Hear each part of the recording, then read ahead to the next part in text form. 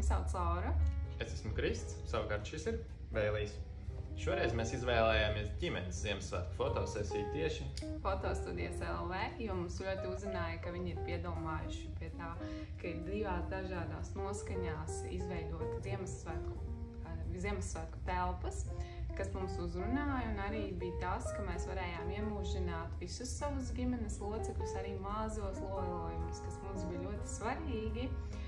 Un es domāju, par pašu atmosfēru kā tādu, ko radīja dekorācijas, bija ļoti forši, kā arī bija viegli sadarboties ar fotografi. Viņi radīja tādu vieglumu un mājīgumu, kā rezultātā ļoti dabisks rezultāts sanāca, manuprāt. Jā, un es domāju, ka mēs abi noteikti iesakam arī citiem papildināt varbūt jau savu esošo albumu ar jaunām skaistām bildēm un iepriecināt sevi arī šajos svētkos.